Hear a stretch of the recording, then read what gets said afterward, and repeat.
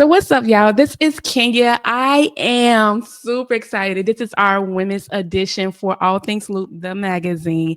And today is a great day. If you guys notice that we had Amanda Yvette on our last one, and now we have Miss Michelle Times. How are you? I'm doing good. Good. So we've already talked. So I wish the people were able to, hear everything, the gems, honestly, that you have already dropped. But let's just say, who is Michelle? Like, tell us who is Michelle at the root of it. Michelle Thames is a marketing strategist, speaker, community builder. Yeah. I think I'm a super connector. I think that's who I really am at heart. I'm a mother. I'm a wife. Mhm. I'm a multi-passionate entrepreneur. Wow. Very, Multi-passionate. very Yeah, multi-passionate. absolutely. Yes. I was telling you out there, the very first time that I can think about seeing you online was your daughter. And she's like, I was telling my husband, I'm like, she was 5 doing skills like she was 25. And I used to be like, wait a minute, because I'm like a basketball lover and I've always wanted to be a basketball player, but never really pursued it. So when I seen it, I'm like, oh my goodness, how is she doing? She's doing good. Yeah. She's 11. She is Wow. in 6th grade playing on a 7th grade team. So this is her second year actually Wow. playing up on the 7th grade team Mhm. at her middle school. So she goes to a different school, but me and my husband actually went to the school district Mhm. to get the rules changed so that she would be able to play on the 7th grade team. And so Wow. she'll get 4 years actually to play on middle school basketball before she even goes to high school. So she's doing good, girl. Good. I'm so excited.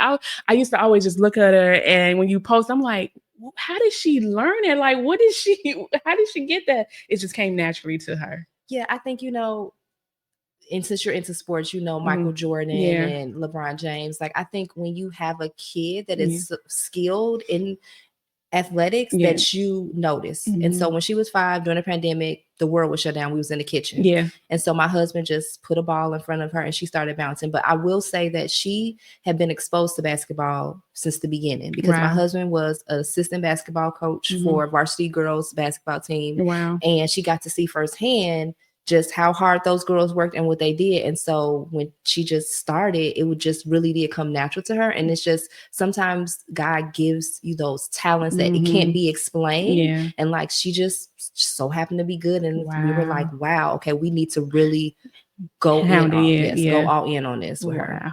Good. Amazing. Okay, so we're just going to talk about like the early stages of you building your brand. Do you remember that moment when you were at your 9 to 5 and they told you like basically, they're going to let you go? Like, what was that moment like for you and how did you encourage yourself through that? Ooh. So yeah, I do remember like it was yesterday because it was September and it was 2016. Wow. And so my birthday is in September and I was turning 30. And so it's been 10 years ago, almost 10. Yeah, almost. Yeah, 9 years. Yep. Wow. Yep. Because I'll be 40 next year. Yeah. So I went into work. I had been working at Cook County Hospital for like 6 months and I was working in compliance. I was basically like an office administrative assistant and, doing things like payroll and managing, e-learning online. And one day my manager, she came in and she was like, today's your last day, basically. Oh my goodness. And she was like, do you need us to help you pack your stuff up? But quite oddly, well, not really odd because God is always on my side.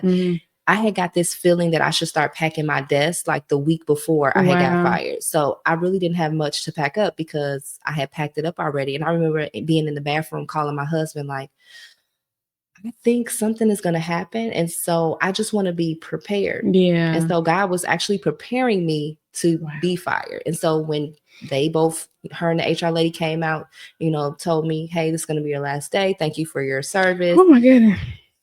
I really didn't have much to pack up. And I just remember getting on the train, just feeling like, okay, like this is what God was trying to prepare me for. Now I really need to use this time to focus on what I really want to do. So before I was also had a side hustle. I had started in this online space as a natural hair influencer and content creator. So I had started a blog and I had a YouTube channel. And so during that time of unemployment, I was like, you know what? Let me just go into this and see what I can build doing this. So we started our digital marketing agency. I started working with clients, doing social media and just doing different freelance work. And then one day I got the opportunity to work at Mayo Organics, the hair company. I actually met the founder and we were able to, hit it off really well. She was looking for someone with her to help her with her social media. And so that's how I really developed a background in marketing. So I do remember that day like it was yesterday, and it was very tough. And one thing that kept me encouraged was actually my husband. He said, you have one day to have a pity party, and the next day you need to get it together because what else are we going to do? And so I really appreciate him for that. While that may sound harsh, it really was what I needed, because sometimes we can get into those like moods and like that could have lasted weeks and weeks. And then I go into a deep depression. Right. But he was like, you have so much, right? Like, this is just a bump in a road. Like, I was able to get unemployment, the max unemployment, like $900 a week. That was insane. So I was able to just leverage that and really build during that time. And so I'm glad that he told me that, because he's the one who really shifted my mindset. That was a major pivot, I know, in your whole life.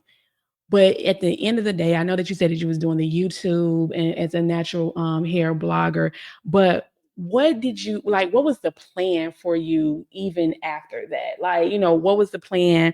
Or was this always the plan for you to always have your own? What was the plan? You know what?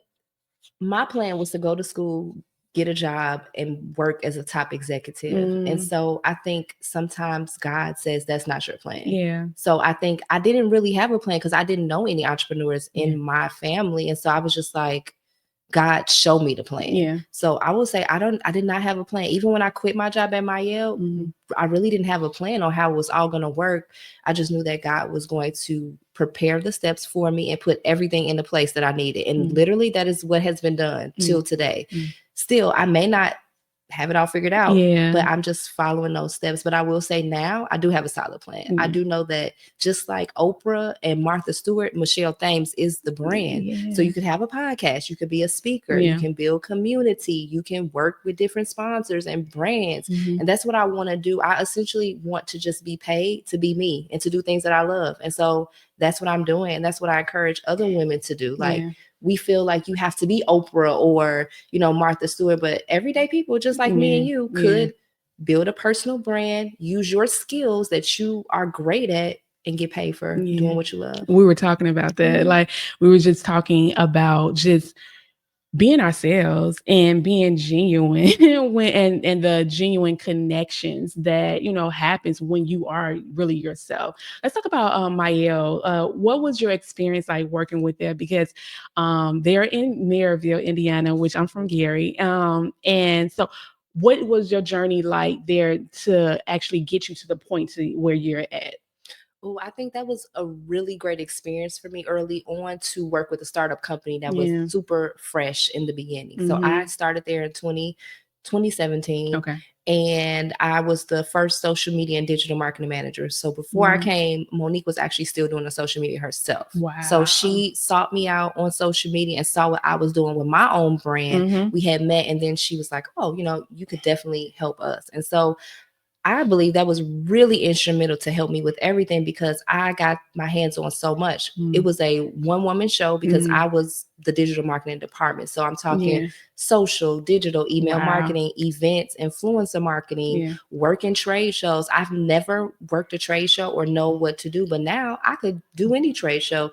Now I could create multi-million-dollar email marketing campaigns because I have for other people. So I think being thrown into the fire and having to figure it out really helped me, because I had to excel. The brand had so many eyes. And so it's like, it's either now or never. So I did feel a lot of pressure because the brand was a very popular brand that was growing. But I think I rose to the occasion, was able to help them with their visibility and help put them on the map. And when I left, they had over 500,000 followers on Instagram. I helped to build their first brand ambassador program, worked with a lot of celebrity influencers. So it was really a cool experience that I think helped me to understand business better, and also to understand like what I might want and what I might not want when it comes to business. So I think it was a great experience. I'm grateful for, the founders of the company giving me an opportunity. And I'm just grateful that they were able to excel, because I know one thing, they always wanted to be a household name, and they made that happen. They definitely make that happen. Like, she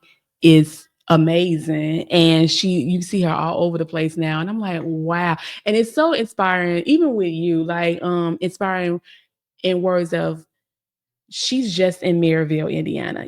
I'm from Gary, Indiana. So to see a woman that is tangible, if that makes sense. Not tangible is I know her, but tangible, like Maryville, Indiana is like right there, and she has so much success. So I appreciate that. I appreciate that. Speaking of like just doubt and things, well, speaking of marketing, do you feel that people nowadays overcomplicate the marketing that they do on social media now with Instagram? And if you could think about, just one thing that you just like, oh my goodness, if they do this again on Instagram, I am going to scream. Like, let me delete that. Let me delete that. Like, what do you feel about that? Yeah, I think people overcomplicate social media, especially Instagram. Yeah. I think we should approach social media as a tool. Yeah.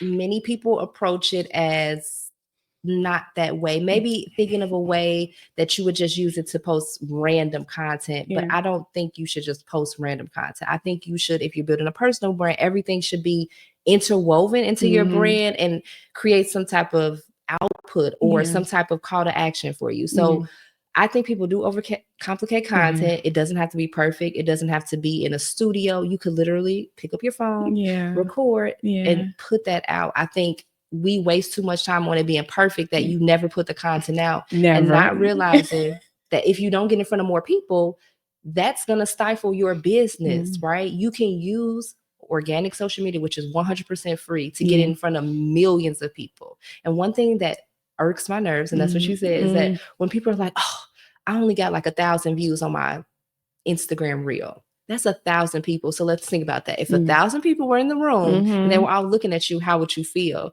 You're not always going to convert all those thousands of people, but at least you did get in front of 1,000 new eyes that could potentially lead somewhere else if you play it right. But you got to have a strategy for that. So that's the downfall. Most people don't have a strategy to social media, especially Instagram. They're just posting and praying. But if you post with a strategy, you're always going to win. Yeah. One of the things that we talked about just before we went live was just pitching ourselves. And it kind of convicted me as well, because that's how I was looking at you like, really? Like, but it convicted me, not that I don't know. I'm not even gonna say I don't, because I have a heart to, but I'm like, that doubt in your mind of like, well, if I pitch myself and then they say no, then what, what else? So can you give us your little strategy about pitching that we talked about, if you don't mind? Yes. So I don't know if you're on Threads. Or I am. I love Threads. That's how we got the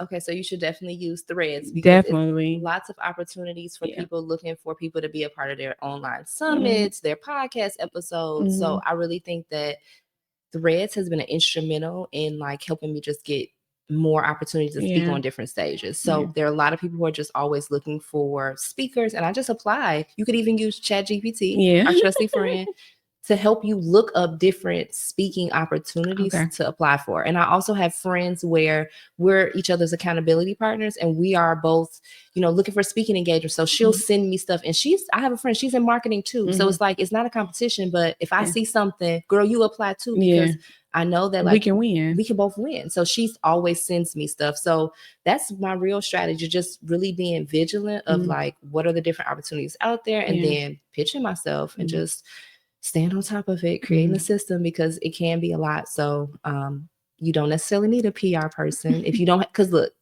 we got to be honest. The funds may not be funding right for you to have a PR person, but you could be your own PR. Just pitch yourself. I mean, we have these accolades. We've been on all these shows and we've done all these things, and that imposter syndrome creeps in and says, who are you to be pitching? But God said, no, I equipped you with all of this. And so you're going to pitch.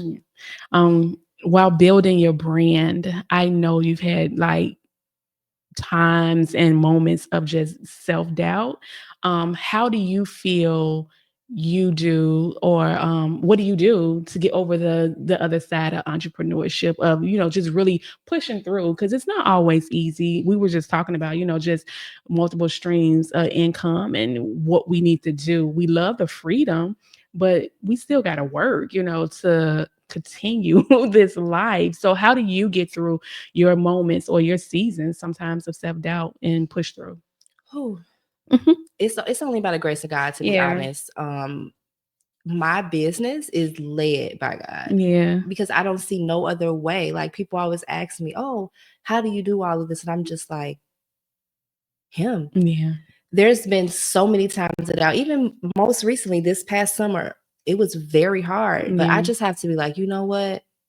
This may be just a tough season. I got to ride it out and figure it out, because there is a such thing as everything is figure outable. Yeah. And so I'm like, well, That's maybe there's a good. lesson. That's good. Maybe I need to figure this out. And also my husband, he is my best friend, my business partner, my everything. And so I go to him a lot. Like, you know how you go to therapists? And Yeah. sometimes I just go to my husband and be like, Yeah. look, this is what I'm dealing with, right? Yeah.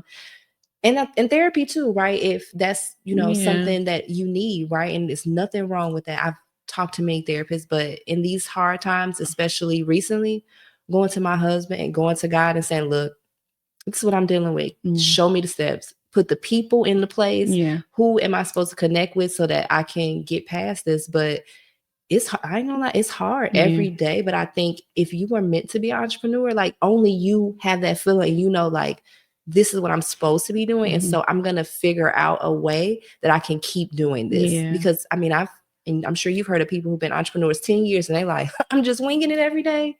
Hit a client, like, I'll be like, oh my God, how am I going to find clients this month? And then I'll go to an event and it'll be like 3 people wanting to work with me. So I think just knowing that, like, okay, if you keep going forward and if you keep doing what you're doing, the right opportunities will come. And sometimes it's a waiting period. Like, sometimes you're in a hustle season. That's what we're talking about. Like, I Yeah. mean, We not to were say that I'm in talking a about hustle season, but I'm Yeah. in a season of, well, it may not be time for that rest that you want. You have to keep on this momentum, and then maybe the rest will come this spring or something. But yeah. Yeah.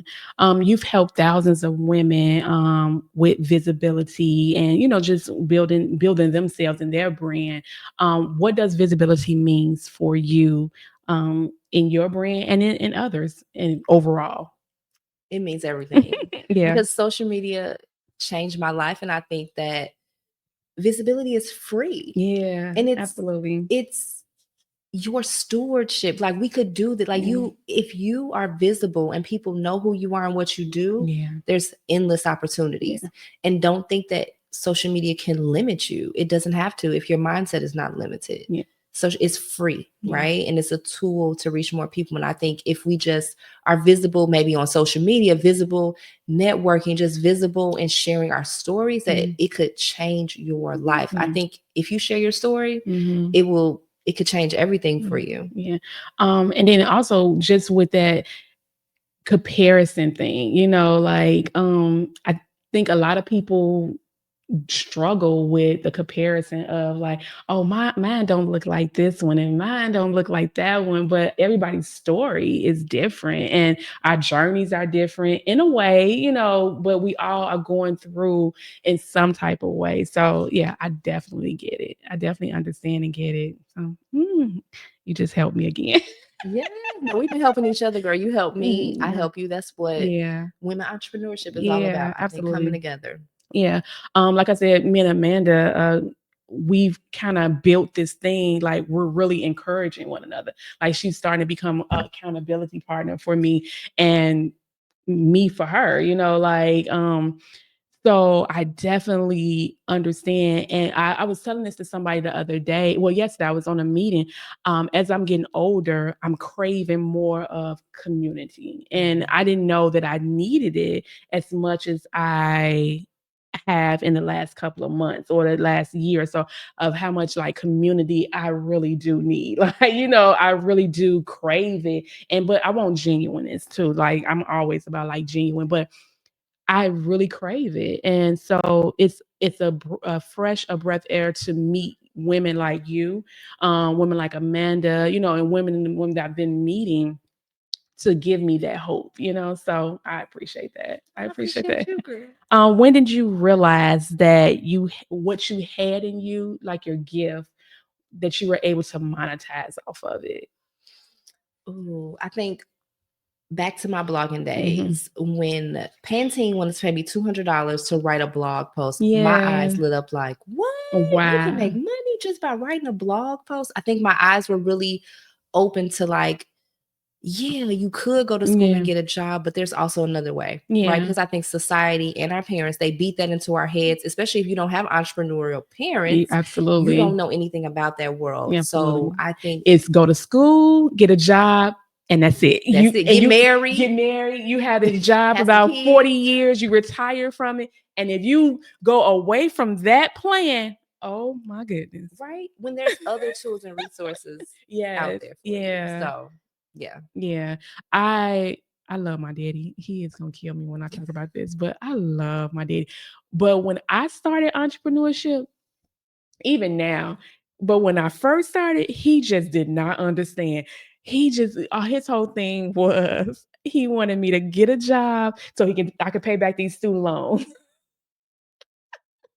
So I could pay back his student loan. And even now, he's always just like, he's still trying to figure, but he's so much better than what he was when I first was like, Daddy, I think I'm gonna start my own business. Daddy, I think I'm gonna do X, Y, and Z. And he was just like, what? Why? Like, you gotta make money. And I'm like, I am. I just need to. No, no, no, no. So we had a big we had a big whole thing. So I definitely, I understand.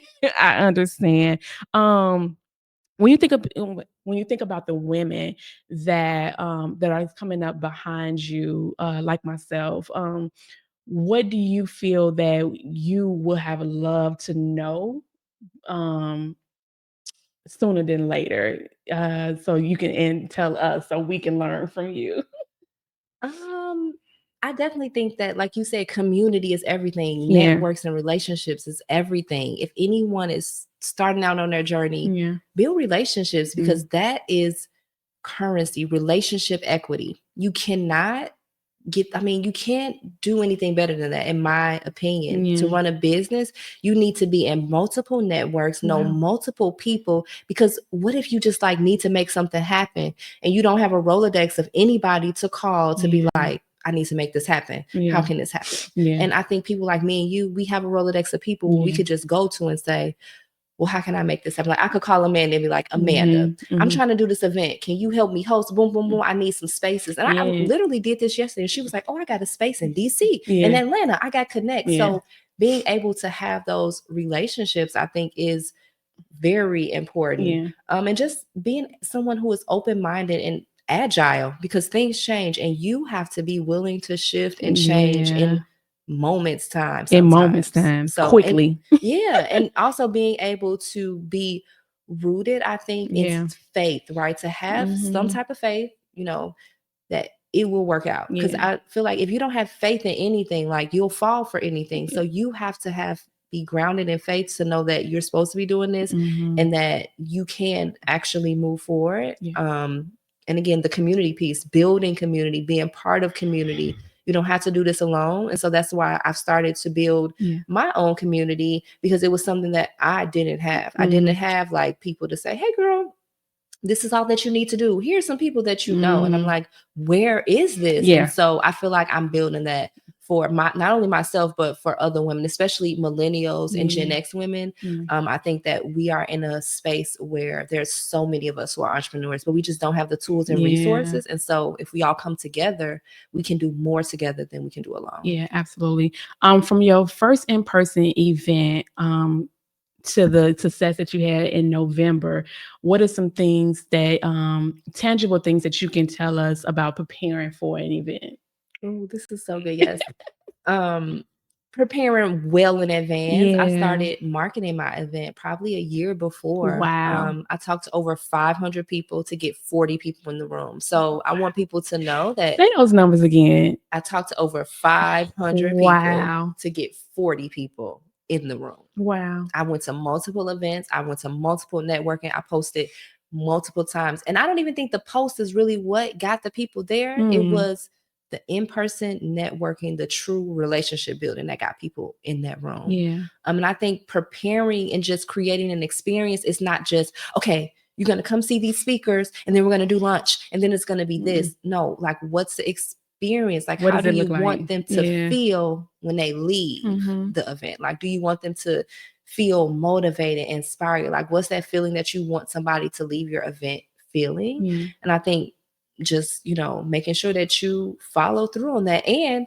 sponsorships. That's one thing that I wish that I would have, known before. It's like there's so many people that want to be a part of what you're doing. And if you have a platform that you can leverage, like me, I was able to leverage my podcast as a platform that sponsors could come and speak on, as leveraging to help them with their visibility, and in turn helping me with either in-kind sponsorships or monetary sponsorships for my event. So starting before you're ready to promote, getting out there, going to different events, talking to people, building those relationships, and just being consistent. I think if you're someone who does events, you cannot just post once and expect people to come.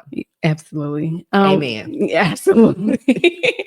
What does working with you or your community looks like if someone is interested in being a part? Yes, I love this. Definitely my community. So the Elevate and Empower Collective is an online and in-person community. So it's hybrid and it's not a coaching community. Okay. This is for networking, to build, to grow, for collaborations. Yes, we bring in guest experts, we do co-working, but it's really to connect with other women and be a part of supportive women. It's not a community that I just allow hundreds and hundreds of people to be a part of. I literally have talked to every single person in my community, and that's important to me. I also do one-on-one VIP days and things like that. I help women build podcasts. We launched 5 podcasts this year for women entrepreneurs and business owners. So that's something that I really love, because as you love podcasting, it's a great tool for business and just visibility in general, and something that you own. I just wrote a book, From Fire to Feature. We so were that's just talking about another way that you can work with me as well. But I just really love what I do. I really love building community and just helping women entrepreneurs leverage visibility and relationships in a way that they probably never thought about. Yeah. So just the segue to the book. You just released it? Yes. I'm excited for you. Absolutely. I loved it. I told you I'm having my bids given, so I'm going to get one so I can give away to give away to someone. So tell us about the book. Like, why now? What's going to be in it? Like, what's the experience? Like, tell about it all. So this book is actually 3 years in the making. So when people say that writing books really it's a process, it's a process. Okay. So back in 2023, I was in a coaching program, and I was in a thought leader academy with my coach. She was a thought leader coach, helping women become thought leaders and write books. And so I took the opportunity to start then. And over the last 2.5 years, I've been writing this book. Wow. But it shares a little bit of my story that, like I share here today, about how I was fired and what I've been able to do, but just also giving practical tips on how you can build your own personal brand online. And it's not like, it's no fluff. It's very to the point. If you know me, it's to the point with very practical information and case studies to show you like how things have been done, and just different brands and things that I've worked with, different campaigns that I have worked on, but just giving a blueprint on how you can really increase your online visibility, leveraging social media and digital marketing. Yeah. So why now? Like, why write a book? Like, you have freaking did the amazing out of the amazing with these events and just like building women. Like, why a book?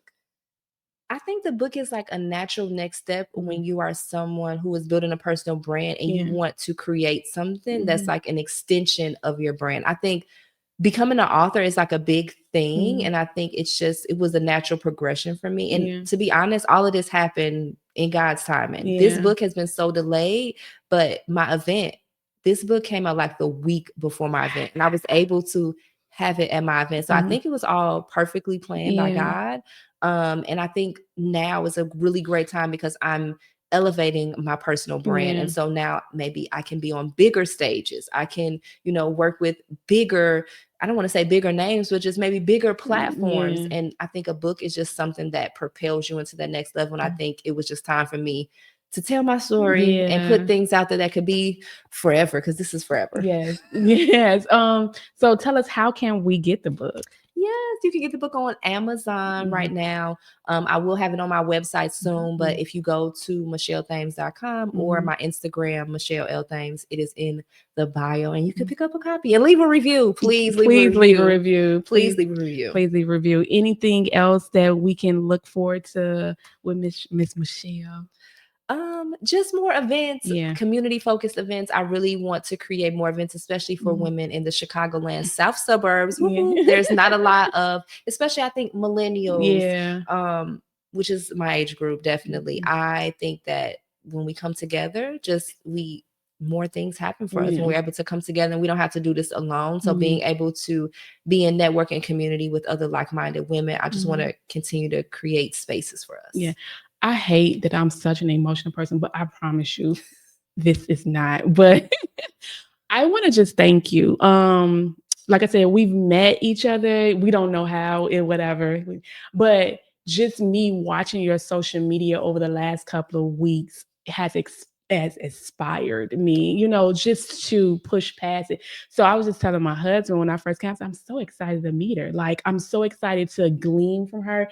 And I have no problem with telling people, like, I look up to certain women, and what you're doing has pushed me to say, I can really do it. So thank you for trusting me to tell your story, to say, hey, I want to be on this podcast, this magazine. Like, it's an honor. And just thank you. I appreciate that. I appreciate you for saying yes to me, because no one has to say yes. We was a little late. You were very nice to me because you don't get that often. And that I appreciate. So thank you.